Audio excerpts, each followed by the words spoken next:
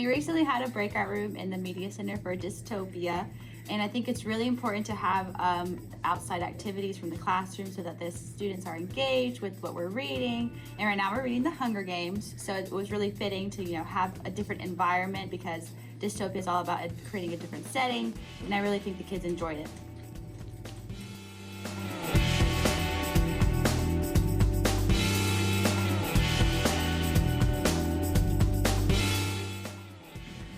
I thought it was really fun, and we actually came out as the class winners. And I think my favorite part was not finding the key for 5 minutes because that took the longest. And it bumped our time up way too much. But it was just fun working with Jack here. Oh yeah, it's super fun.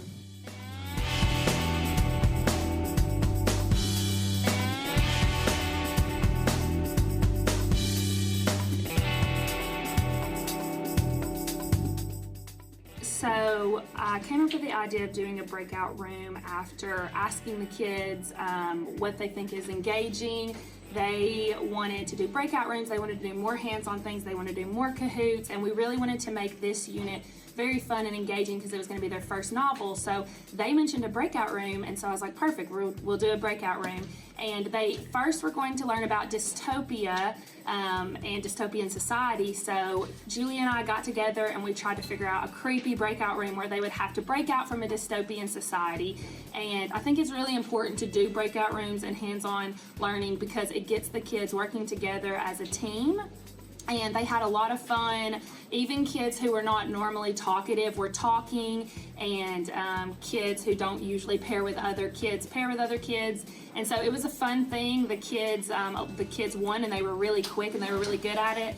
And so yeah, we're definitely going to do another breakout game at the end of Hunger Games, and it's going to be more based off Hunger Games, and we're going to use clues in the book to help them find the answers.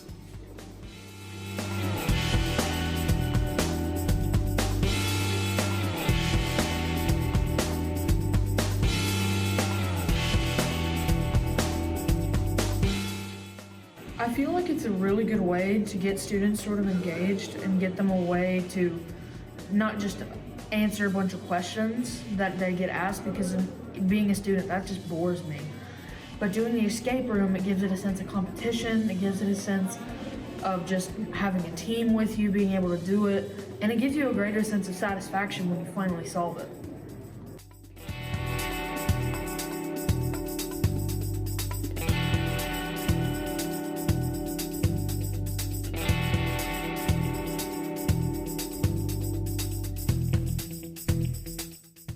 Breakout rooms were a really good exercise in like team building thought processing, because the kids had to work together as a team, and they were also competing against other teams, so it was kind of had that competitive energy that was also compelling them to figure out the clues and unlock the box and think about what they learned about dystopia and use that to their advantage so they can beat the other teams and get the answers faster.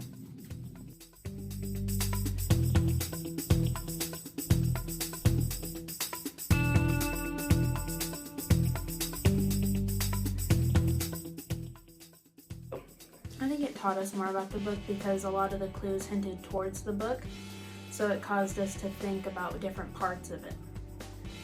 If I could tell the teachers how much the kids enjoyed it, I would say they really did. Seeing how excited they were and how eager they were to start, I would say that they definitely enjoyed doing it.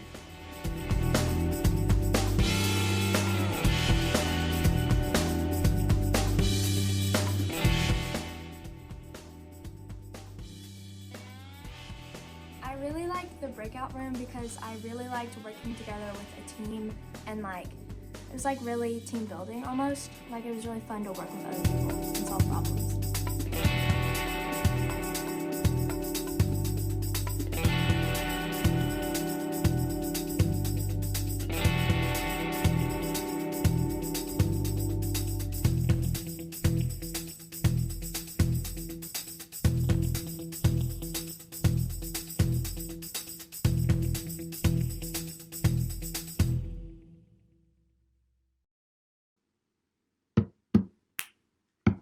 And now, ladies and gentlemen, the moment you've been waiting for.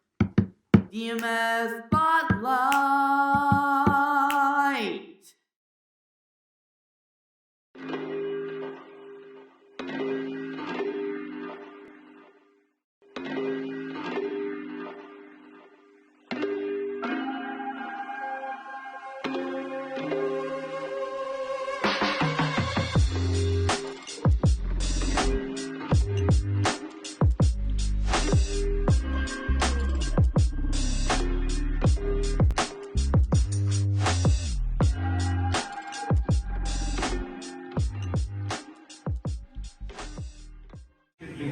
And then especially as long as the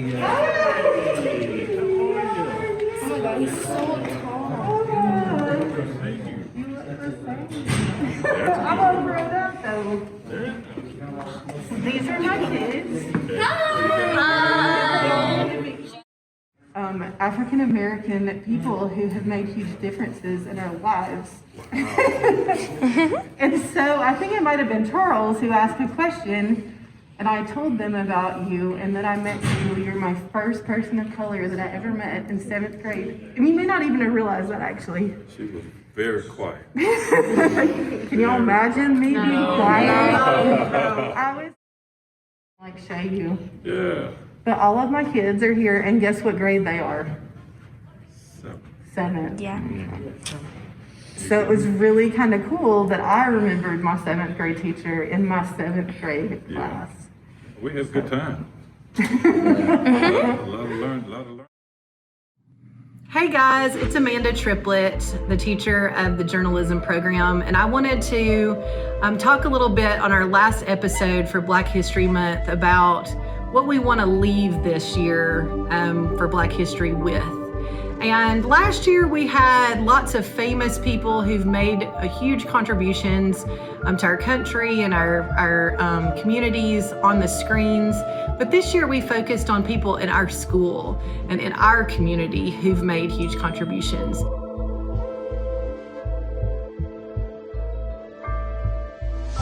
Hey, I'm Matt Evans. I'm a pastor in this area and also on the Dalton Public Schools School Board. I went through Dalton Public Schools, and Coach Starling, as I called him, was a teacher, and he actually coached me in football. And what a man of class, professionalism, but just gentleness and civility. And to me, he is the Dalton difference in so many ways and has made such an impact on his students and on his players. And just when I heard his name just a few minutes ago, it brought a smile to my face. And I want to tell you a little bit about the person who really changed my life. And I didn't even think about it until we did these segments and we asked the question the first week, which African American person has changed your life? For me, it was my 7th grade science teacher. He was my homeroom teacher. His name was Mr. Marcus Starling. I am Amanda Plavick, and I teach 6th grade at DMS, and I had Coach Starling in 7th grade when it was still DJHS, which I guess it will be turning into again. But I just remember I was a really quiet kind of kid and just kind of hung in the background, but I always loved being in Mr. Starling's class because he was this larger than life personality, and he made everything fun and interesting. And I remember just listening to him joke around with other students, and it wasn't something that I got to really see with other teachers who seemed to be a little bit more straight and narrow. So he was a breath of fresh air, and my husband had a lot of interactions with him with basketball, and he's always for decades talked about how much he appreciated Coach Starling and everything he did to contribute to his basketball experience. And he also raised 2 great daughters who I really liked. And so I'm just really thankful I got to have that experience with him in my own schooling experience.